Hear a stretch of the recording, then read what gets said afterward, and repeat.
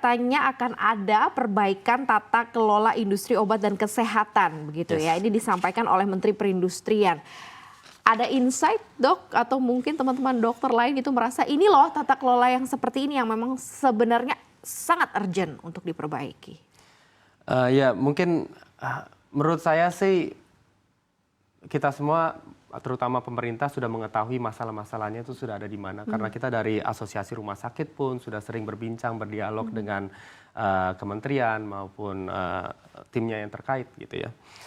Dan secara overall sih saya sangat appreciate itu Pak Jokowi, apa yang Pak Presiden, apa yang beliau sampaikan gitu. Dan saya sangat setuju terhadap arahan-arahan beliau untuk berfokus terhadap hal ini. Tentunya salah satunya adalah kebijakan yang pro terhadap industri kesehatan nasional contohnya. Lalu juga mengarahkan tentang resilience di mana industri di lokal kita bisa kasarnya bisa berkembang lebih maju lagi. Karena kita lihat sendiri waktu di zaman COVID kan di mana segitu sulitnya mendapatkan segala sesuatu gitu ya. Dan harga itu melambungnya sekian 10 kali lipat, 20 kali lipat itu juga tentunya itu ada. Jadi kita sangat mengapresiasi tentang itu. Mungkin yang kami harapkan adalah regulasi, mungkin itu hal yang pertama yang kita perlu pikirkan bersama. Kita perlu melihat dari bigger picture bahwa ini kita berbicara tentang public health. Mungkin ada berbagai kementerian yang terlibat, industri, keuangan, dan kesehatan, bagaimana itu bisa bersatu agar policy-polisinya itu semuanya itu mengarah ke apa yang Pak Jokowi sampaikan, yaitu pro terhadap industri kesehatan nasional. Dari segi tarif perpajakan, dari segi berapa sulitnya untuk meregistrasi suatu produk atau lisensi, dari bagaimana secara negara itu kita bisa bernegosiasi tadi dengan produsen-produsen luar untuk bisa kasarnya bernegosiasi dalam hal volume tadi, dalam hal volume dan harga yang masuk ke Indonesia. Itu mungkin akan sangat membantu karena menurut saya kita sendiri di Indonesia competitiveness di bidang sektor kesehatan, terutama di rumah sakitan itu sudah sangat ketat gitu. Jadi kita itu tidak bisa semena-mena misalnya mengasih harga yang segitu mahalnya karena tidak ada kompetisi. Kita sekarang sudah sangat cost control, kita sudah dari kompetisi itu pun sudah memaksa kita untuk harga itu bisa bersaing. Di samping itu mengetahui tetangga kita tadi yang Malaysia dan negara lain yang bisa memberikan harga seperti itu. Jadi yang kita harapkan adalah bagaimana caranya produk-produk ataupun obat alkes yang masuk ke dalam rumah sakit bisa mendapatkan harga yang sebagus mungkin agar kita bisa juga menjual itu atau memberikan layanan kepada pasien dengan se-affordable mungkin ya. Inputnya sudah disampaikan berarti ya, kalau misal memang ada tata kelola yang memang harus diperbaiki, inilah poin-poin yang paling penting ya. Sekarang kita lihat sebenarnya bagaimana kinerja dari Mandaya sendiri nih sepanjang semester 1 2024. Apa sih yang kemudian ditemukan persoalan atau mungkin hal-hal yang ditemukan pasca COVID-19 ya. COVID-19 mungkin baru selesai 2022, awal 2023, sekarang pun juga masih ada COVID-nya, tetapi karena sudah sangat tertanggulangi dengan vaksin dan lain sebagainya, sudah tidak jadi PR rumah sakit yang begitu besar ya. Seperti apa di awal tahun 2024 ini, Dok? Ya, jadi mungkin setelah COVID itu mulai mereda, tahun 2022 itu kita bilang di rumah sakit tuh kayak ada normalisasi lah. Kita kelihatan apa sih sebenarnya kinerja atau omset rumah sakit, berapa jumlah pasien itu yang sebenarnya itu terjadi. Dan mungkin untuk Mandaya, kita bicara tentang Mandaya itu sendiri, mungkin kita lumayan beruntung karena memang kita growth-nya atau pertumbuhan kita sedang sangat cepat. Gitu. Kita banyak melakukan inovasi, pelayanan-pelayanan baru. Kita sebentar lagi akan melaunching atau open rumah sakit kita yang terbaru di Jakarta Selatan, itu kira-kira sekitar 1,5 tahun lagi. Jadi growth kita sangat cepat. Jadi kalau dibandingkan semester 1 ini dengan semester tahun lalu, growth kita sekitar 20%. Kita bertumbuh, jumlah pasien kita bertumbuh, rawat inap dan rawat jalan mungkin sekitar 25%. Jadi pertumbuhan kita masih sangat baik. Dan menurut saya ini is a positive thing ya, karena berarti demand atau kebutuhan dari masyarakat,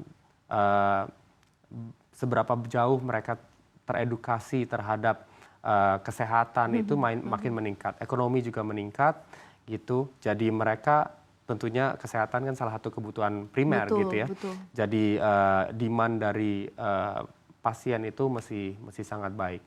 Challenge-nya memang bagaimana agar kita bisa memberikan pelayanan yang baik dengan harga yang maksimal. Pak Menteri Kesehatan juga kan mengatakan pengen atau ingin menjadikan Indonesia juga sebagai salah satu negara tujuan wisata medis gitu ya. Karena berharap bahwa sebenarnya Indonesia punya fasilitas kesehatan yang nggak kalah sebenarnya dengan Malaysia dan juga Singapura. Tapi kemudian muncul narasi lain bahwa kita kekurangan tenaga medis. Makanya tenaga medis diimpor juga ternyata tenaga medisnya dokter-dokter impor. Nah ini seperti apa sih dok di tengah sebuah kearifan lokal yang seharusnya kita mengambil source-nya semuanya adalah dari dalam negeri. Tapi kemudian mungkin ada beberapa yang ahli atau mungkin yang dirasakan penting untuk dihadirkan begitu dengan hadirnya tenaga-tenaga medis. Nah ini gimana sebenarnya untuk menciptakan lagi tenaga-tenaga medis yang juga cukup bisa bersaing nih, kelasnya juga internasional, seperti apa dok Anda melihatnya? Mungkin kalau kita berbicara tentang tenaga medis kita harus berbicara tentang dari awal, dari cara pemikiran mungkin Pak Menteri dan pemerintah kita dari awal. Yaitu nomor satu adalah Indonesia mempunyai masyarakat yang segitu banyak, 280 juta penduduk gitu, dan mereka tersebar. Mungkin beda dengan negara-negara tetangga kita yang mungkin tidak terlalu tersebar seperti kita. Pemerataan itu menjadi one of the biggest issue. Salah satu target dari pemerintah yang menurut saya itu adalah target yang baik adalah agar bisa mendatangkan teknologi advance atau layanan-layanan yang sampai paripurna bukan hanya di Jakarta, bukan hanya di kota besar seperti Surabaya dan sebagainya, tetapi di seluruh penjuru Indonesia, di setiap provinsi. Nah, kalau telah dihitung oleh kementerian kita, banyak, ya kita bisa bilang PET scan hanya ada 3 di seluruh negara. Provinsi kita ada berapa?